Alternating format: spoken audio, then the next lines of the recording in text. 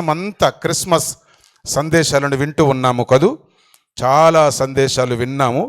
చాలా ప్రాంతాల క్రిస్మస్ ప్రోగ్రాంకి వెళ్ళాను. నిజానికి లాస్ట్ వీక్ నుంచి నేను బాగా సిక్ అయ్యాను. బయట కనబడట్లేదు కానీ ఎడమకాలంతా బాగా స్వెల్లింగ్లో ఉంది. కుడికాలు నిన్నటి నుంచి బాగా నిలబడలేకుండా ఉంది. అసలు కూర్చొని చెప్పాలనుకున్నాను, ఈ పూట పండుగ బాగోదని నిలబడ్డాను. కుడికాలు కూడా అస్సలు నిలబడడానికి సహకరించట్లేదు. ఏది ఏమైనా కానీ కమిట్మెంట్ చేసుకున్నాను దేవునితో, ఊపిరిన్నంత వరకు నీ సేవ చేస్తానని. మల్కాజిగిరి సంఘానికి కూడా వెళ్ళాలి. ఇంకొక సంఘం కూడా అడిగారు, జొనాథన్ పాస్టర్ గారిది. అయ్యా మామయ్య నీకు దండం పెడితే నేను రాలేను అని రాజేష్ని అక్కడికి పంపిస్తున్నాను. సరే, చేరిన మీ అందరికీ కూడా మనస్ఫూర్తిగా నా శుభములను తెలియచేస్తూ ఉన్నాం. క్రిస్మస్ క్రిస్మస్ క్రిస్మస్ మనము చాలా విషయాలను మనం నేర్చుకున్నాము. ఎంతమందికి గుర్తుందో లేదో నాకు తెలియదు. 3 వారాలు 3 సందేశాలను విన్నాం. ఒకటి సత్రం ఇచ్చిన సందేశం, రెండవది శాల చూపిన విశాలత, రెండవది, మూడవది అంతరిక్షము ఇచ్చిన శిక్షణ. ఆ శిక్షణ మనందరికి అవసరం. అంతరిక్షం శిక్షణ ఇస్తే చుక్కలు నక్షత్రాలు శిక్షణ పొందినవి ఎంతో గొప్ప భాగ్యాన్ని అనుభవించినవి. మరికొన్ని మాటలను ఈ ఉదయం మీ గమనములోనికి తీసుకుని వస్తాను. జాగ్రత్తగా అందరూ మనసు చెదరకుండా ప్రసంగం వాక్యం వినడానికి ప్రయత్నం చేయండి. 2 మెయిన్ సందేశాలను, మెయిన్ తలంపులను ఇస్తాను. షార్ట్గా వివరణ ఇచ్చేసి ముగించేస్తాను. క్రిస్మస్లోని శ్రేష్టత. క్రిస్మస్లోని శ్రేష్టత, it's important of the Christmas. దాని ముఖ్యత, దాని ప్రాముఖ్యత ఏంటి అంటే, ఒకటి ఆర్భాటము కంటే ఆలకించుట శ్రేష్టం. ప్రపంచమంతా పండుగ జరుగుతూ ఉంది. చాలా ఆర్భాటాలు ఉన్నవి. ఒక్కొక్క మందిరానికి వెళితే లక్షలు ఖర్చు పెట్టి మందిరాన్ని అలంకరించారు. తప్పు అని నేను చెప్పట్లే, ఆర్భాటాలు చాలా ఉన్నవి. క్రిస్మస్ అంటే ఆర్భాటాలు కావు. ఆర్భాటాలు చేస్తే చేసుకో, నాకు అభ్యంతరం లేదు. కానీ ఆర్భాటము చేసి వాక్యాన్ని ఆలకించుట మరిచితే చాలా నష్టం. క్రిస్మస్ అంటే ఆర్భాటము కంటే ఆలకించుటం శ్రేష్టం. ఏం ఆలకించాలి అంటే, నా మాట కాదు, దేవుని మాట ఆలకించాలి. దేవుని మాట దూత ఆలకించింది, గొప్ప కార్యం జరిగించబడింది. రెండవది, దేవుని మాట మొదటి మరియ, కన్య మరియ, మొదటి మరియ వేరే, రెండవ మరియ వేరే. అంటే ఒకే పర్సనాలిటీస్ వేరు, క్యారెక్టర్స్ వేరు ఆధ్యాత్మికంగా. మొదటి మరియ దూత మాటను దేవుని మాటగా స్వీకరించింది, ఆలకించింది, గర్భము ధరించబడింది, ఒక పండంటి పరిశుద్ధునికి జన్మనిచ్చింది. తర్వాత రెండవ మరియ పాత్రను పోషించింది. తల్లిగా రెండవసారి దేవుని మాట విని వెళ్ళవద్దు అన్న స్థలానికి వెళ్లకుండా వెళ్ళాలి అన్న స్థలానికి ఐగుప్తుకు వెళ్ళింది. నీవే అయితే నా ఇష్టం, నేను వెళతా అంటావు, ఉన్నపాటున్న ప్రాణాలను కోల్పోతాం. రెండవసారి బాలుడు జన్మించిన తర్వాత మరియమ్మకు దూత వచ్చి ప్రత్యక్షమై చెప్పింది, యోసేపు మరియమ్మలు మీరు ఇక్కడ ఉండకూడదు, ఇక్కడ నుంచి వెంటనే లేచి ఐగుప్తుకు వెళ్ళాలి. వెళ్ళిపోయారు. అవే నా ఇల్లు, నాకు బాగా ఫెసిలిటీ ఉంది, ఇక్కడనే ఉంటా అని మాటకు తిరగబడలేదు.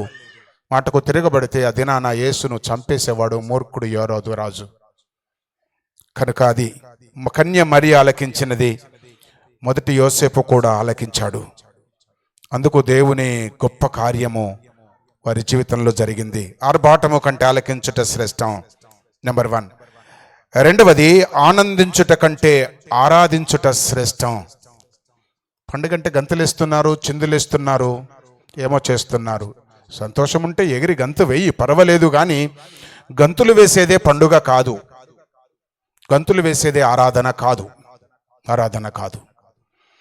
ఆరాధన అంటే నీ జీవితంలో దేవునికి స్థలం ఇవ్వాలా. నీ ఎంటైర్ లైఫ్లో దేవునికి స్థలం ఇవ్వాలా. రెండవది, ఆకాశము కూడా స్థలం ఇచ్చింది. ఆకాశం అవకాశం ఇచ్చింది కనుకనే నక్షత్రం ఉదయించింది. నక్షత్రం ఉదయించింది కనుకనే లోకమంత వార్త ప్రకటన జరిగింది. జ్ఞానులు కూడా గంతులు వేసుకుంటూ అక్కడనే ఉండలే. నక్షత్రం దొరికింది. మహుడు జన్మిస్తే నక్షత్రం వస్తుంది అన్న సంగతిని ఎరిగిన వారు తూర్పు దేశములోనే గంతులు వేసుకుంటూ ఉండలే, ఆనందించుకుంటూ ఉండలే. వారు ఆరాధించుట కొరకై వందల కిలోమీటర్లు ప్రయాణము చేసి యేసు ఉన్న స్థలానికి వచ్చి కానుకలిచ్చారు. కనుక క్రిస్మస్ యొక్క శ్రేష్టత రెండవది, ఆనందించుట కంటే ఆరాధించుట శ్రేష్టం. శాల ఆరాధించింది, స్థలమిచ్చింది. ఆకాశం ఆరాధించింది, స్థలమిచ్చింది నక్షత్రానికి. జ్ఞానులు ఆరాధించారు, వారు సిద్ధం చేసుకున్న కానుకలనిచ్చి దేవుణ్ణి గణపరిచారు. ఆరాధించుట శ్రేష్టం. మూడవది, అర్పించుట కంటే అప్పగించుకొనుట శ్రేష్టం. ఇప్పుడు మీరందరూ అర్పించారు. ముక్కు విండి కవర్స్ ఇచ్చాను కదా, అది ఇంతో అంతో ఏకపోతే బాగోదని వేశారు. ఇది అర్పణ, ఇది అర్పణ. మంచి మనసుతో ఇస్తే దేవుడు తప్పకుండా దానికి ప్రతిఫలం ఇస్తాడు. బలవంతంగా ఇస్తే బాగోదు, మంచిది కూడా కాదు. అది అర్పణ. ఈ అర్పణ కంటే నీ లైఫ్ను ఆయనకు అప్పగించుకొనుట శ్రేష్టం. నీ లైఫ్ ఆయనకు అప్పగించుకొనకుండా సర్వ ఆస్తి అమ్మి ఇచ్చినా దానికి ఫలితం ఉండదు. మంచి పని చేశారని డంకా వేస్తారు, మంచి కార్యం, మంచి పెద్ద అర్పణ ఇచ్చారని మైకులో చెప్తారు, దండ వేసి శాలువ కప్పి చప్పట్లు కొడతారు, బాగానే ఉంటుంది. కానీ అది కాదు నిజమైన అర్పణ. ఏది నిజమైన అర్పణ అనగా, క్రిస్మస్లో నిజమైన అర్పణ ఏది అంటే, ముందు నీ జీవితం దేవునికి సమర్పించుకోవాలా, దాని తర్వాత నీ అర్పణ ఇవ్వాలి. క్రిస్మస్లో శ్రేష్టత ఏది అనగా, మూడవది, అర్పించుట కంటే అప్పగించుకొనుట శ్రేష్టం. మరియమ్మ తన కన్యత్వాన్ని అర్పగించుకుంది, అంటే తన పరిశుద్ధతను అప్పగించింది. దేవుని కొరకు పరిశుద్ధంగా బ్రతుకుతున్నావా? పరిశుద్ధతను కాపాడుకుంటున్నావా?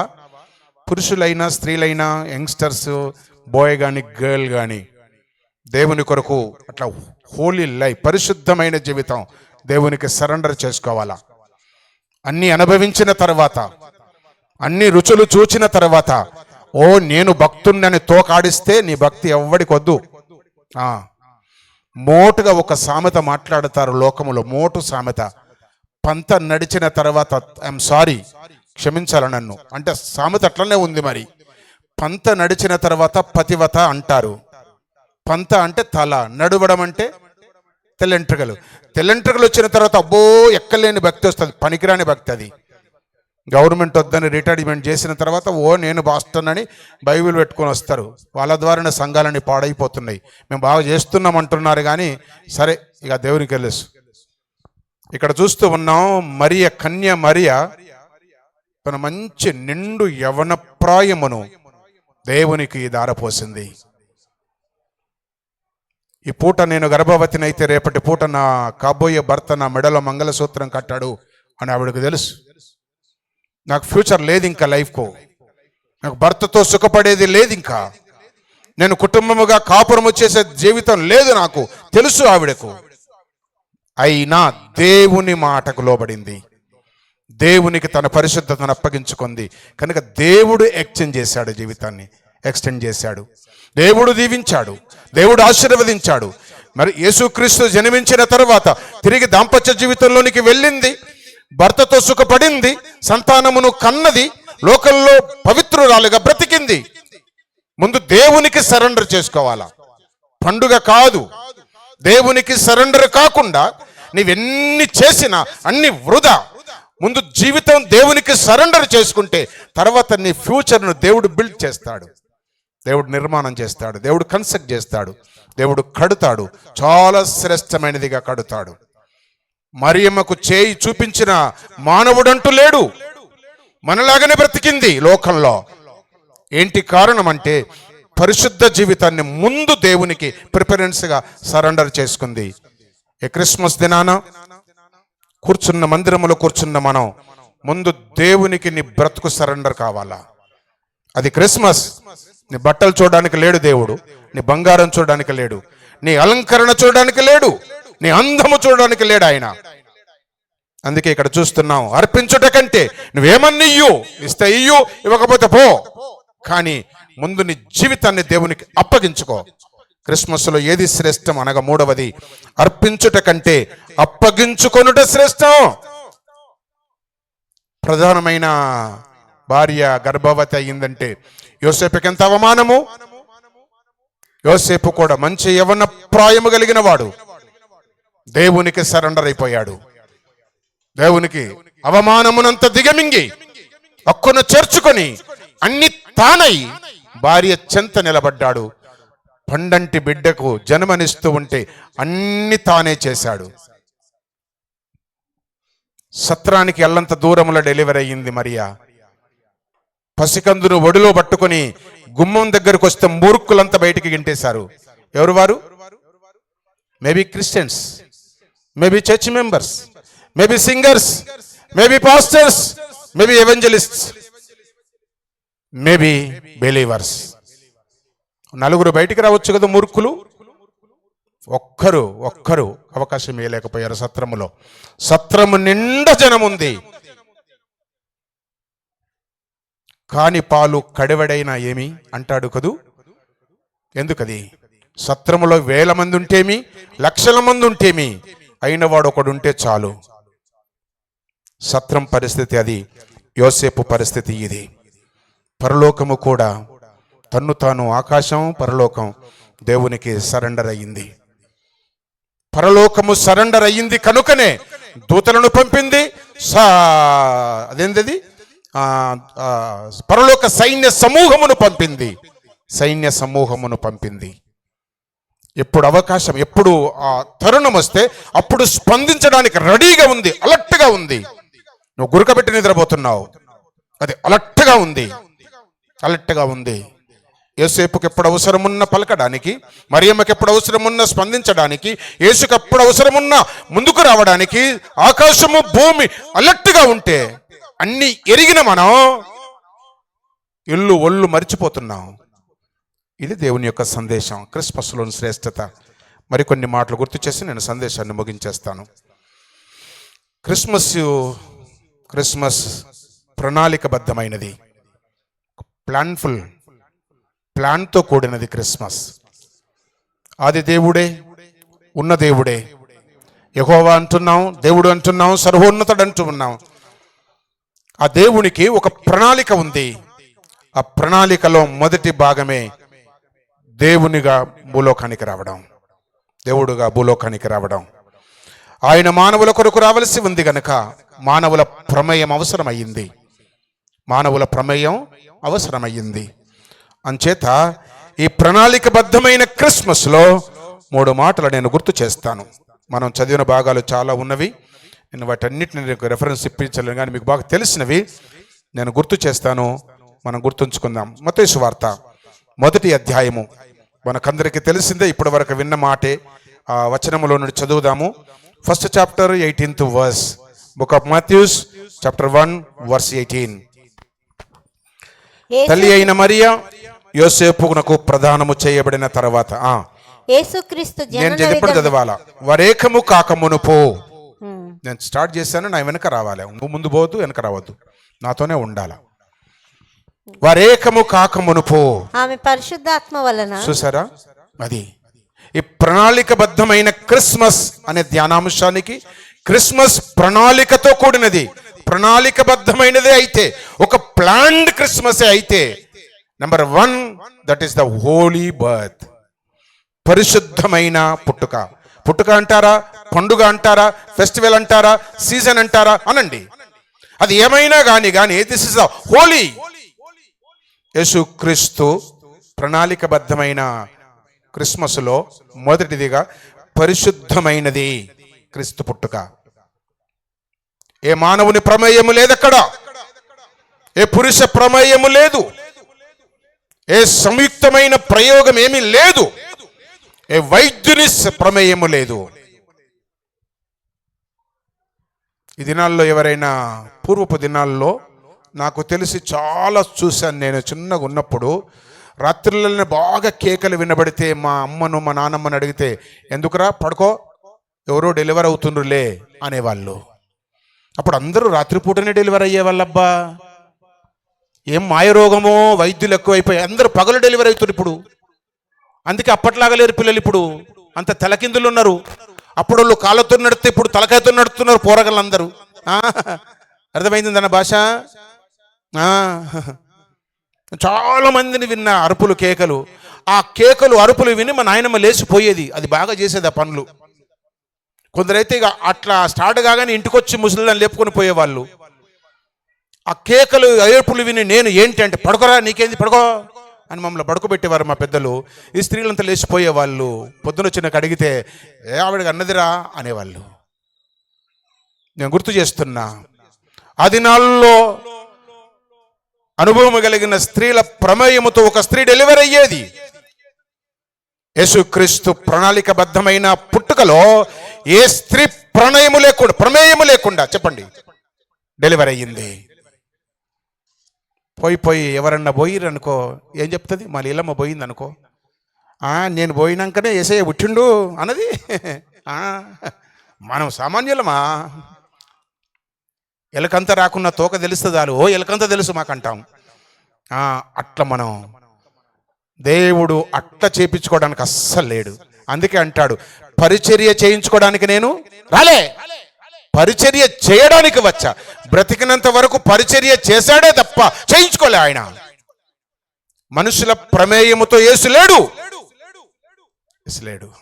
ఇక్కడ వాక్యం సెలవిస్తా ఉంది. క్రిస్మస్ ప్రణాళికబద్ధమైనదైతే ఒకటి నేను చెప్పే తలంపు పరిశుద్ధమైనది. పరిశుద్ధమైన జీవితం మనం గమనించగలిగితే కన్యత్వముతో కూడిన గర్భం. మరియమ్మ పవిత్రురాలు, పరిశుద్ధురాలు, భక్తిపరురాలు, ప్రార్థన పరురాలు. ఆమె గర్భములో ఎలాంటి కల్మిషము లేదు, మనసులో లేదు, మాటలో లేదు, చూపులో లేదు, జీవితములో లేదు, నడవడిలో లేదు. నిష్కలంకమైనది. దేవుడు వెదికి వెదికి వెదికి చూచి ఆవిడని ఎంపిక చేసుకున్నాడు. యెహోవా కనుదృష్టి లోకమందంతటా సంచారం చేస్తుంది. ఆ కనుదృష్టిలో ఈ ఉదయం నీ ఉంటే ధన్యుడవు, ధన్యురాలవు.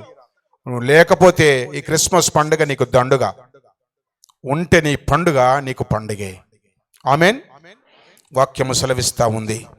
క్రిస్మస్ ప్రణాళికబద్ధమైన పండుగ అయితే నెంబర్ 1 పరిశుద్ధమైన పండుగ ఇది, లేదా పుట్టుక.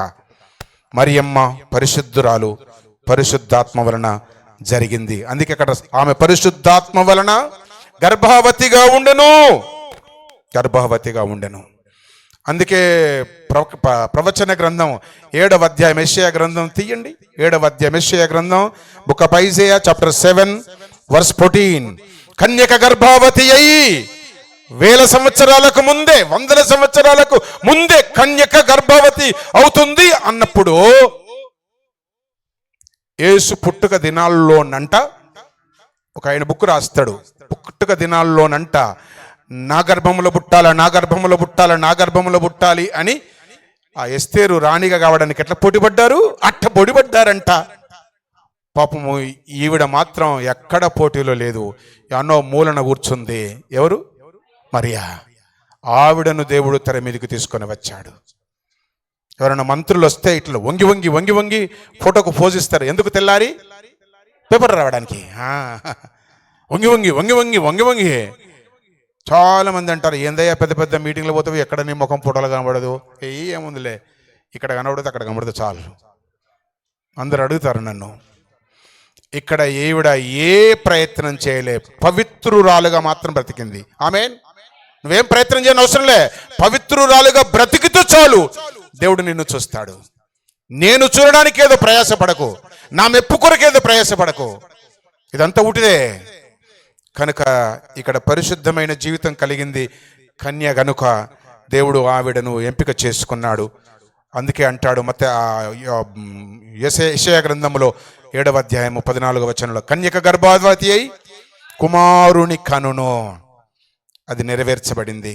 తిరిగి మత్తయి సువార్త 1వ అధ్యాయము 20వ వచనంలో కూడా చివరి భాగంలో అంటాడు, ఆమె గర్భము ధరించినది అది పరిశుద్ధాత్మ వలన కలిగినది.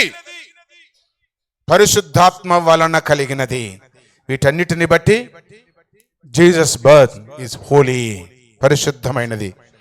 ప్రణాళికబద్ధమైన క్రిస్మస్లో నెంబర్ 1 పరిశుద్ధమైనది. కనుక అది ప్రణాళికతో కూడినది. ముందే దేవుడు ప్లాన్ చేశాడు, అన్ని ప్లాన్ చేశాడు. ప్రణాళిక ప్రకారం, ప్లాన్ ప్రకారం జీసస్ బర్త్ జరిగింది. ఆల్ ఆఫ్ సడన్ జరిగింది కాదు, యాక్సిడెంటల్ కాదు, ఇన్సిడెంటల్ కాదు. అది ప్రణాళికతో కూడినది. జగత్తు పునాది వేయబడక ముందే ఆది కాండములో నుండే ప్రారంభమైంది యేసు పుట్టుక, యేసు మరణం. ఆది కాండములోనే ఉన్నవి. కలవరి శిలువ ద్వారా వచ్చిన రక్షణ వస్త్రాలు ఆది కాండములోనే వ్రాసాడు. కనుక ఈ ప్లాన్డ్గా, ప్రణాళికబద్ధంగా యేసు జన్మము ఉంది. నెంబర్ 1 చెప్పాలా, పరిశుద్ధమైనది. నెంబర్ 2 పరలోక సంబంధమైనది. 1 పరిశుద్ధమైనది, 2వది పరలోక సంబంధం. భూమిది కాదు, ఇది భూమిది కాదు. భూమిలో ఉన్న ప్రళయం ఏమీ లేదు. భూమి మీద ఉన్న మెటీరియల్స్ ఏది వాడబడలేదు. దేవుడు భూలోకానికి రావలసి వచ్చినప్పుడు పరలోకము, ఆకాశము, భూమి 2 పెకటిల్లినవి, ఏకమైనవి, 2 కలిసినవి. ఆకాశము భూమి కలవదు, తూర్పు పడమర కలవదు. కానీ యేసుక్రీస్తు జన్మించిన దినాన ఆకాశము భూమి ఒక్కటైనవి కదా. వెలుగు ఆకాశము నుండి భూమి మీద పడితే భూమి మీద ఉన్నవారు ఆకాశం వైపు చూచారు. ఆకాశములో ఉన్న దేవుని దూతలు భూలోకానికి వచ్చినవి. భూలోకానికి వచ్చిన దూతలు వార్తను చెప్పి అగైన్ పరలోకానికి వెళ్ళినవి. 2 ఒక్కటైనవి. దారి సంధి కుదిరినది, మార్గం ఏర్పడినది. అదే మార్గాన నీవు వెళ్ళాలనుకుంటే 1 నీవు పరిశుద్ధమైన జీవితం కలగాల. దేవుని దూతలు ఏ మార్గాన వచ్చినవో, ఏ మార్గాన వెళ్ళినవో, పరలోక సైన్య సమూహము ఏ మార్గమున వచ్చిందో, ఏ మార్గాన వెళ్ళిందో, యేసుక్రీస్తు ఏ మార్గాన వచ్చాడో, ఆయన ఏ మార్గం అయ్యాడో, దాంట్లో వెళ్ళాలి అంటే ఏం ములాయిదా లేదు. మనము పరిశుద్ధముగా బ్రతకాలి. అది క్రిస్మస్ సందేశం. కనుక 2వది పరలోక సంబంధమైనది. దేవుని దూత. అందుకే ఒక మాట రాస్తాడు చూడు, యోహాను పత్రిక, మొదటి పత్రిక, 1 జాన్, యోహాను మొదటి పత్రిక తీస్తారా బిడ్డ? తీయండి, చదవండి, అది బాగుంటుంది. 4వ అధ్యాయము 9వ వచనం.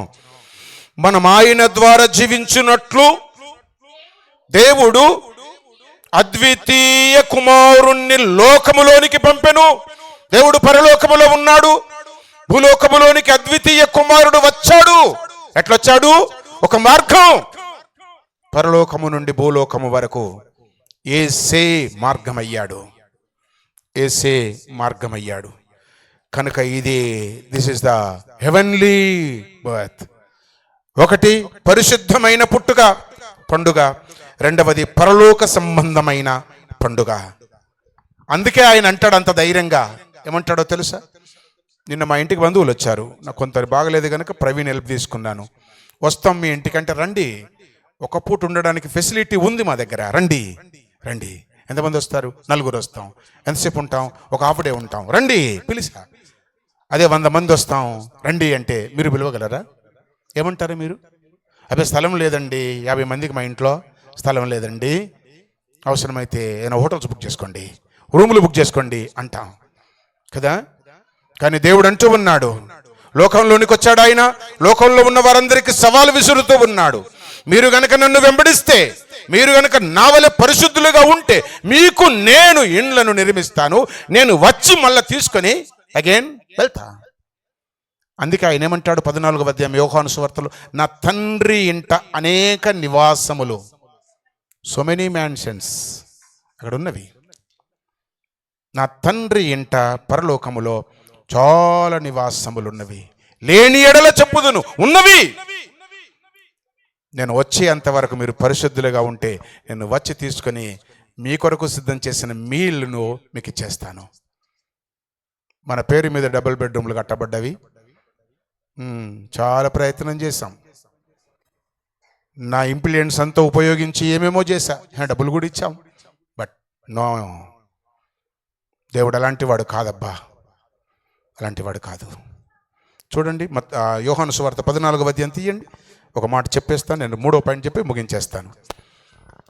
14వ అధ్యాయం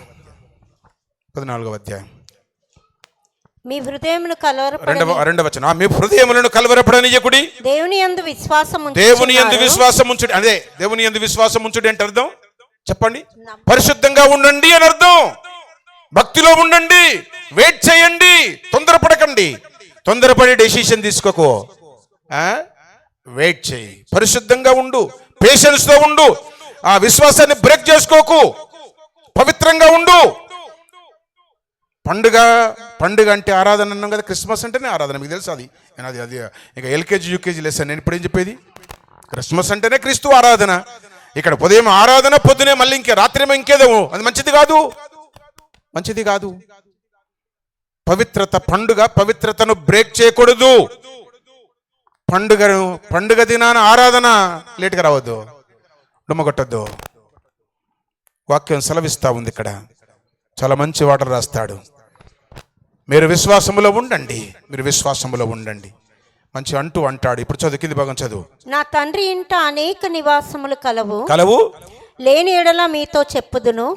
మీకు స్థలము సిద్ధపరచ వెళ్ళుచున్నాను. నేను వెళ్ళి మీకు స్థలం సిద్ధపరిచిన ఎడల నేనుండు స్థలములో మీరును ఉండులాగున మరలా వచ్చి, ఆయన పరలోకము నుండి వచ్చాడు కదూ, భూమి మీద ఉన్నాడు కదూ, సువార్తనంతా చెప్పాడు, పరిశుద్ధంగా బ్రతకండి, నేను మళ్ళీ వస్తా, ఎవరెవరు పరిశుద్ధంగా బ్రతుకుతారో వారిని తీసుకొని వెళ్ళి నా తండ్రితో నివాసములో ఉంచి మీతో నేనుంటా. ఎంత మంచి మాట. ఎందుకు ఓపిక లేదా? ఎందుకు అంత దుడుగుతనం? ఓ 10 రోజులు కొంచెం భక్తిలో బతకలేవా? కొంచెం ఉగ్గపట్టి ఉండలేవా? కొంచెం ఏమనాలి దాన్ని, కొంచెం ఓపిక బట్టి భక్తిలో నిలబడలేవా? ఇంకేమొస్తాడేసి ఎప్పుడు వస్తాడో అని భక్తిలో నుండి వైదొలుగుతున్నావు, భక్తి పాడు చేసుకుంటున్నావు. క్షణమైన సంతోషము కొరకు భక్తిని పాడు చేసుకునేవారు కోకొల్లలు ఉన్నారు లోకములో. అలాంటి వారు మన సంఘములో ఉండకుందురుగాక. భక్తిని కాపాడుకొని విశ్వాసులుగా బ్రతికేవారు సంఘములో నుండి పెళ్ళుబుకుదురుగాక. వాక్యం సెలవిస్తా ఉంది. కనుక పరలోక సంబంధమైన పుట్టుక దేవుడు తీసుకుని వెళుతాడు.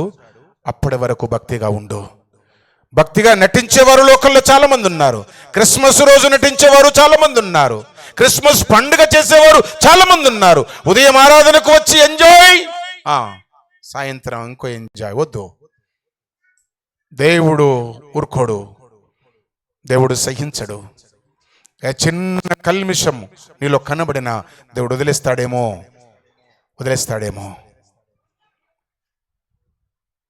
నా భార్య వేరే పురుషునితో చాటింగ్ చేస్తే ఎట్లుంటుంది? నా భార్య వేరే పురుషునితో నవ్వుతూ మాట్లాడితే నాకు ఎట్లుంటుంది? Oh dear, go carry on, go head అనగలనా? హెడ్ లేకుండా చేయగలనా? ఫుడ్ బంద్ చేసి హెడ్ని తీసేస్తా. దేవుడు అదే అంటాడు. కనుక రెండవది పరలోక సంబంధమైన పండుగ అంటారా, పుట్టుకంటారా అనండి. రెండవది.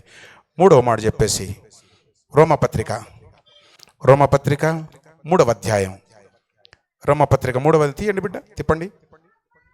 11, 12 వచనాలు చదివితే పాపుల కొరకైన పండుగ ఇది, పుట్టుక. 3rd chapter 11 and 12 verses లో నీతిమంతుడు లేడు, ఒకడును లేడు, గ్రహించువాడు నీతిమంతుడు లేడు ఇక్కడ భూలోకంలో. అందుకే నీతిమంతుడు రావాల్సి వచ్చింది. ఈ వచనం ఏం బేస్ చేస్తుంది అనగా ఈ పండుగ పాపుల కొరకైన పండుగ. ఒకటి పరిశుద్ధమైన పుట్టుక లేదా పండుగ. రెండవది పరలోక సంబంధమైన పుట్టుక లేదా పండుగ. మూడవది పాపుల కొరకైన పండుగ లేదా పుట్టుక. నీవెవరివి? పాపినని నువ్వు గ్రహిస్తే క్రిస్మస్ నీకు. ఇంకా పాపినని నువ్వు గ్రహించక పండుగ చేస్తే ఈ పండుగ నీకు దండుగా. ముందు నీ పాపాలు క్షమించబడాలా, ఒప్పించబడాలా, పరిశుద్ధతలో నీకు రావాలా. అప్పుడు పండుగ నీకు అర్థం. ఇంత బ్రతికి ఇంటెనక చచ్చినట్లు మన బ్రతుకుండకూడదు. ఇన్ని రోజులు భక్తిలో బ్రతికి, ఇన్ని కానుకలిచ్చి, ఇన్ని ఆరాధనలకు వచ్చి, ఇంత కార్యం చేసి తీర చచ్చిపోయినాక అగ్నిగుండానికి వెళ్ళకూడదు. మీరెవరో నేను ఎరగను, వెళ్ళండి అనే స్థితి మనం తెచ్చుకోకూడదు.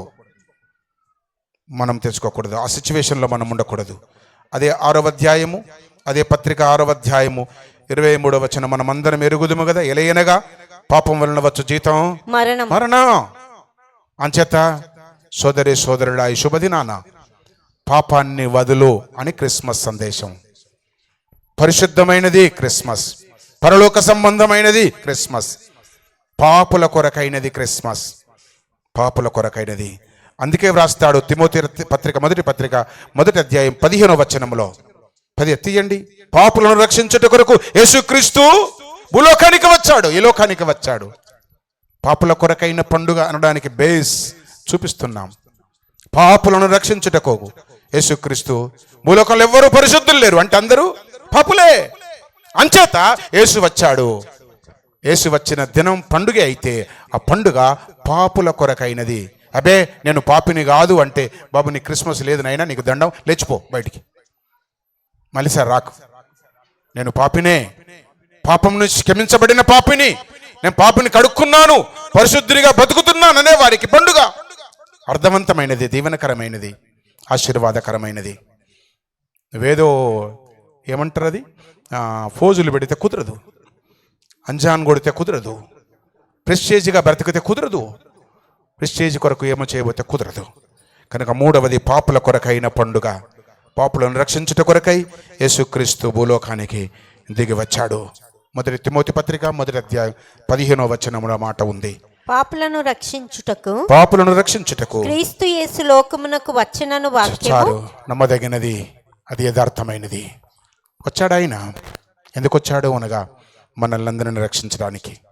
మత్తయి సువార్త 1వ అధ్యాయం, లాస్ట్ రెఫరెన్స్ మత్తయి సువార్త 1వ అధ్యాయం చూడండి, 21వ వచనం ఏమని రాయబడి ఉందో. ఆమె ఒక కుమారుని కనును తన ప్రజలను అంటే భూలోకంలో ఉన్న మానవులందరినీ వారి పాపముల నుండి ఆయనే రక్షించెను. నేను కాదు రక్షించేది, మరియ కాదు రక్షించేది, యోసేపు కాదు రక్షించేది, పశువులశాల కాదు, సత్రము కాదు, నక్షత్రము కాదు, ఏది కాదు. రక్షించేది ఎవరు? దేవుడు. ఇవన్నీ దేవుడు వాడుకున్న ఫెసిలిటీస్, ఈవులు, వస్తు సామగ్రి దేవుడు వాడుకున్నాడు అందరిని. దేవునికి స్తోత్రం. కానీ రక్షించేది యేసు మాత్రమే. మనుషులు రక్షించలేరు, సేవకులు రక్షించలేరు, దైవజనులు రక్షించలేరు, పెద్ద పెద్ద తలంతులు కలిగిన వారు, వరాలు కలిగిన వారు రక్షించలేదు. రక్షణలోనికి నడిపిస్తారే తప్ప రక్షించరు. వారు ఎవ్వరు రక్షించరు. రక్షించేది ఎవరు? యేసే, దేవుడే. ఆయనే వారిని పాపంలో నుండి రక్షించగలడు. అందుకే ఇది పాపుల కొరకైన పుట్టుక పండుగ. 3 మాటలు గుర్తు చేశా, మొత్తం మీద 6 మాటలు గుర్తు చేశా. ఎన్ని గుర్తున్నాయో నాకు తెలియదు. క్రిస్మస్లోని శ్రేష్టత 3 గుర్తు చేశా. క్రిస్మస్ ప్రణాళికబద్ధమైనదని 3 గుర్తు చేశా. క్రిస్మస్ సందేశాలను ముగిస్తున్నా. కూర్చున్న మనమందరము పరిశుద్ధులముగా బ్రతుకుదుము గాక. ఆయన రాకడలో మనమందరం ఎత్తబడుదుము గాక. ఆయన రాజ్యములో మనమందరము నివసించుదుము గాక. తలలు వంచండి, ప్రార్థన చేస్తాం. తలలు వంచాలి, ఉన్న పాటన తలలు వంచాలి. క్రిస్మస్లోని శ్రేష్టత ఆర్భాటము కాదు, ఆలకించుట శ్రేష్టం. ఆనందించుట కాదు, ఆరాధించుట శ్రేష్టం. అర్పించుట కంటే అప్పగించుకొనుట శ్రేష్టం. రెండవది క్రిస్మస్ ప్రణాళికబద్ధమైనది. ఒకటి పరిశుద్ధమైనది, రెండవది పరలోక సంబంధమైనది, మూడవది పాపుల కొరకైనది. ఏ స్టేజిలో ఉన్నావు? ఏమి గ్రహించావు? ఎంతవరకు తెలుసుకొనగలిగావు? ఎంతవరకు అనుభవిస్తూ ఉన్నావు? గతం 2025వ సంవత్సరము కూడా ముగించబడడానికి సిద్ధముగా ఉంది. అయితే నీవు నేను మనము ఎత్తబడడానికి సిద్ధముగా ఉండాలి. క్రిస్మస్ పండుగని యేసు బాలుడని బాలల పాటలు పాడుతూ ఇంకా భ్రమలో ఉండకూడదు. మనము ఆయన పుట్టాడు, పెరిగాడు, శిలువ యాగం అయ్యాడు, రక్తాన్ని చెందించాడు, రక్షణ ప్రసాదించాడు, తిరిగి రానయ్యున్నాడు. సిద్ధపడిన వధువు సంఘం పరిశుద్ధులను తీసుకుని వెళ్ళడానికి రానయ్యున్నాడు. పరిశుద్ధముగా బ్రతకడానికి నీవు ఇష్టపడుతున్నావా? బ్రతుకుతూ ఉన్నావా? ఇష్టపడిన ధన్యుడవే, బ్రతికితే మరింత ధన్యుడవు, ధన్యురాలవు. కాపాడుకో భక్తి, విశ్వాసాన్ని చేపట్టుకో, నీతి కిరీటాన్ని పొందుతావు. భక్తు నుండి వైదొలుగకు. చిన్న చిన్న సంతోషాల కొరకు యేసుకు దూరం వెళ్ళకు. యేసు లేక ఉండకు, యేసును కలిగి ఉండు, యేసుతో ఉండు, యేసులో ఉండు, యేసు కొరకై ఉండు. నీకు దీవెన. పరిశుద్ధుడవైన మా తండ్రి, నమ్మకమైన దేవా, మీకు వందనాలు చెల్లిస్తూ ఉన్నాం. ఈ పండుగ వాతావరణమును బట్టి స్తుతిస్తున్నాము. మీ జన్మపు వృత్తాంతాన్ని మాకు బోధించినందుకు కృతజ్ఞులం. ఎన్నో సత్యాలను వింటున్నాం సంవత్సరాల తరబడి నుండి. అన్నిటి మూలం, అన్నిటి అంతం పరిశుద్ధతయే. పరిశుద్ధత లేకుండా ఎవడు ప్రభువును చూడడు అని వాక్యం సెలవిస్తుండగా, మీ బిడ్డలముగా మేమందరము పరిశుద్ధతలో బ్రతుకుట కొరకు కృపనుంచమని క్రిస్మస్ దీవెన, క్రిస్మస్ సమాధానం, క్రిస్మస్ సంతోషం, మీ జన్మం యొక్క అర్థం అందరి జీవితాల్లో నెరవేర్చమని, బిడ్డలందరూ తిరిగి వెళుతూ ఉండగా క్షేమమును ప్రసాదించి ఆయురారోగ్యాలను అనుగ్రహించమని యేసు పేరిట ప్రార్థించి వేడుకొంచున్నాము తండ్రి. ఆమేన్. మరొకసారి అందరికీ నా కృతజ్ఞతలు, వందనాలు తెలియజేస్తున్నాం. Happy happy Christmas. గట్టిగా చెప్పండి, మెరీ మెరీ క్రిస్మస్. అందరము లేచి నిలబడదాము.